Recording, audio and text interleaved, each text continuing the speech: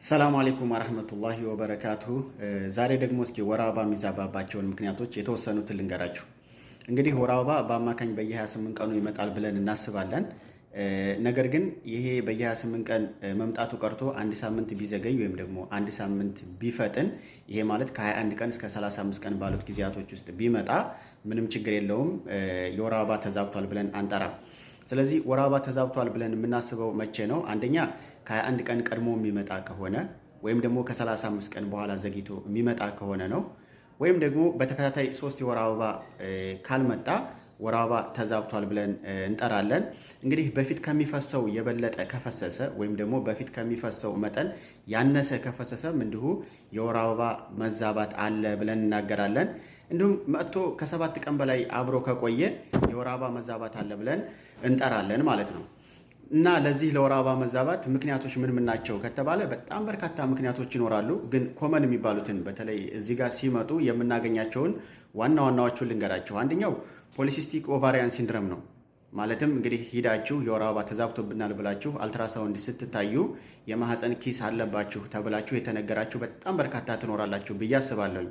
እንግዲህ ፖሊሲስቲክ ኦቫሪያን ሲንድረም በሚኖርበት ሰዓት ላይ ወይም ደግሞ የእንቁላል ማምረቻው ላይ ውሃ ያዘሉ እባጮች በሚኖሩበት ሰዓት እና እነሱም ደግሞ የተለያዩ ምልክቶችን በሚያመጡበት ጊዜ አንድሮጂን የተባለ ሆርሞን በብዛት ስለሚመረት ወር አበባቸው በጣም ትንሽ ነው የሚሆነው ወይም ደግሞ ከናካቴው ሙሉ በሙሉ ሊቆም ይችላል ማለት ነው። በሁለተኛ ደረጃ እንግዲህ ጭንቀት ነው። ሰዎች በሚጨነቁበት ጊዜ ኮርቲሶል ሆርሞናቸው በጣም ስለሚጨምር ወር አበባቸውም በጣም ይቀንሳል ማለት ነው።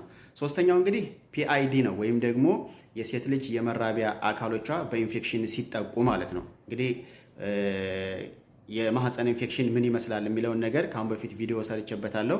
እዛ ላይ ማየት ይቻላል። የማህፀን ኢንፌክሽን በሚኖርበት ሰዓት ወይም ደግሞ መራቢያ አካሎቿ በኢንፌክሽን በተጠቁ ሰዓት ላይ ወር አበባ መዛባት ይኖራል ማለት ነው።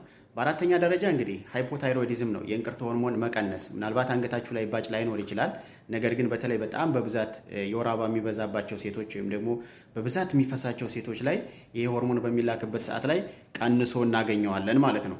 በአምስተኛ ደረጃ ላይ እንግዲህ ክብደት መጨመር ወይም መቀነስ ለዚህ ነገር ይዳርጋል፣ ለወር አበባ መዛባት ማለት ነው። የእርግዝና መከላከያ የሚጠቀሙ ሴቶች እንዲሁ የወር አበባቸው ሊበዛ ሊቀንስ ወይም ደግሞ ረጅም ሰዓት ያክል አብሯቸው ሊቆይ ይችላል ማለት ነው።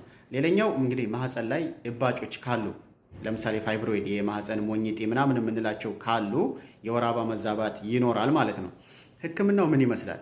የመጀመሪያው ህክምና እንግዲህ የምናደርገው በመድኃኒት መስጠት ነው። በመድኃኒት እምቢ የሚል ከሆነ በሰርጀሪ ያው ይሰራል ማለት ነው።